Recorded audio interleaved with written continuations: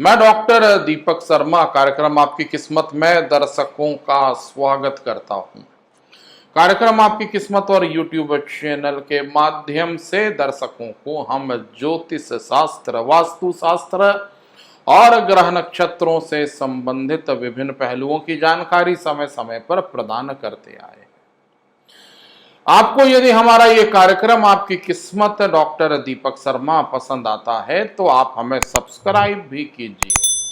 आप हमारे WhatsApp number पर हमसे सीधी बात भी कर सकते हैं। आज हम दर्शकों को एक महत्वपूर्ण विषय के संदर्भ में जानकारी प्रदान करेंगे।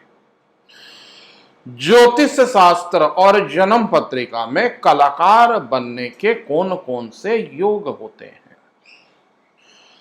बहुत ज्यादा लोग कला के क्षेत्र में प्रयास करते हैं परंतु उन्हें सफलता की प्राप्ति नहीं हो पाती है।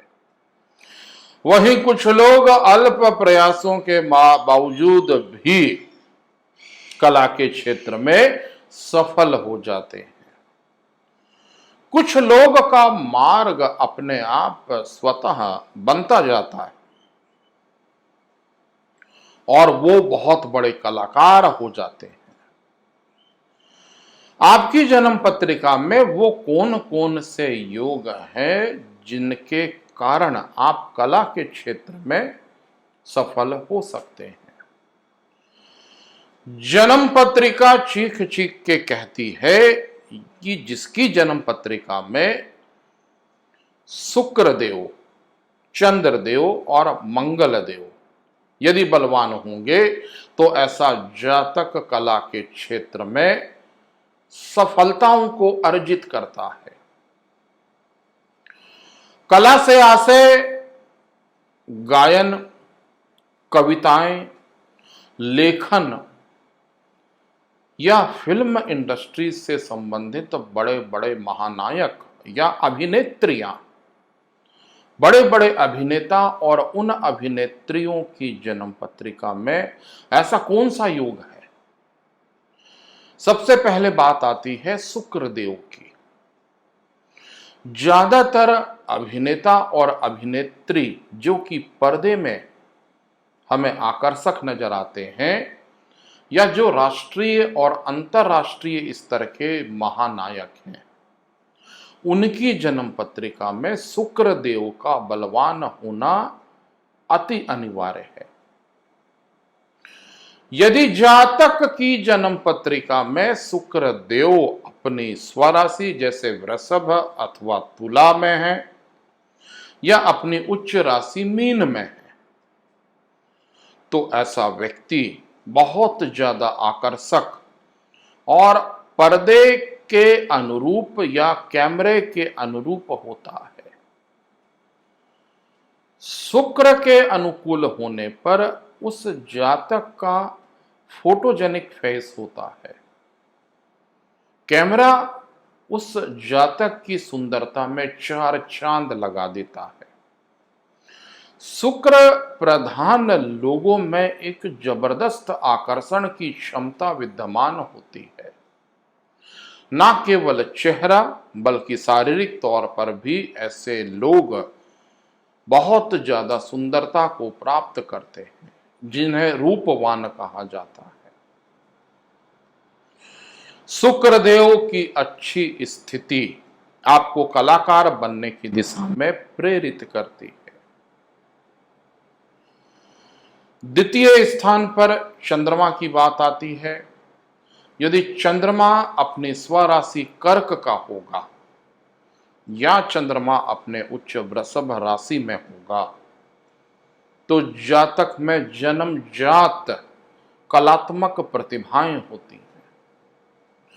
जिन लोगों की हैंडराइटिंग अच्छी होती है उनकी जन्म पत्रिका में चंद्रमा या तो कर्क राशि का होता है या उनका चंद्रमा वृषभ राशि का होता है।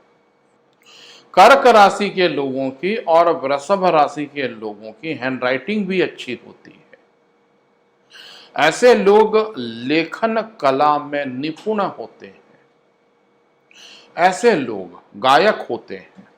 ऐसे लोग कवि होते हैं। चंद्रमा कि चांदनी में ऐसे लोगों में मादकता आती है और ये बहुत अच्छी कविता बोलते हैं। चंद्रमा के अनुकूल होने पर फिल्मों के महानायक होते हैं। बहुत सारे फिल्म के ऐसे कलाकार जिनके नाम का उल्लेख हम नहीं कर रहे हैं, उनकी जन्म पत्रिका में चंद्रमा कर्क अथवा वृषभ राशि का देखा गया है। कहीं यह चंद्रमा आपके लग्न स्थान पर या दशम स्थान पर या नवम स्थान पर या पंचम स्थान पर वृषभ या कर्क राशि का होकर के विद्यमान हो जाए तो जातक बिना प्रयासों के ईश्वरीय प्रदत्त कलात्मक प्रतिभा को प्राप्त करता है।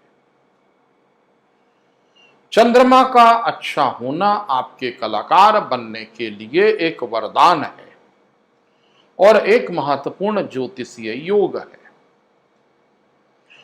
और दूसरी राशियों में चंद्रमा के उपस्थित होने पर आप जितना भी प्रयास कर लें या जितना भी आप परिश्रम कर लें, आपको कला के क्षेत्र में सफलता प्राप्त नहीं हो पाती। तीसरा ग्रह मंगल, जो आपके शारीरिक क्षमता का परिचायक होता है। जो कलाकार होते हैं उनमें कहीं ना कहीं शारीरिक बल की आवश्यकता होती है। यदि शरीर अच्छा होगा तभी आप गायन, नृत्य, अभिनय की क्षमताओं को प्राप्त कर पाएंगे। शारीरिक क्षमता आपको मंगल देव की कृपा स्वरूप प्राप्त होती है। यदि शरीर आपका स्वस्थ होगा तभी आप नृत्य कर सकते हैं, तभी आप गायन कर सकते हैं या तभी आप अभिनय कर सकते हैं। ये मंगल देव आपके चेहरे के तेज के कारक भी माने गए हैं। चेहरे की लालिमा मंगल देव से निर्धारित होती है। इसलिए मंगल देव की अनुकूलता होने पर आप फिल्म जगत में अभिनेता या अभिनेत्री बन सकते हैं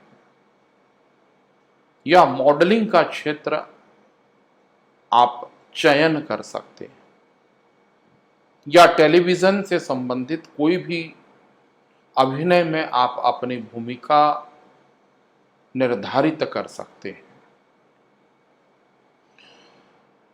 कला के क्षेत्र में सफलता के प्राप्ति के लिए शुक्र, चंद्र और मंगल जैसे ग्रहों का अनुकूल होना अनिवार्य है। मंगल यदि मेष अथवा वृश्चिक राशि अथवा अपने उच्च मकर राशि में विराजमान है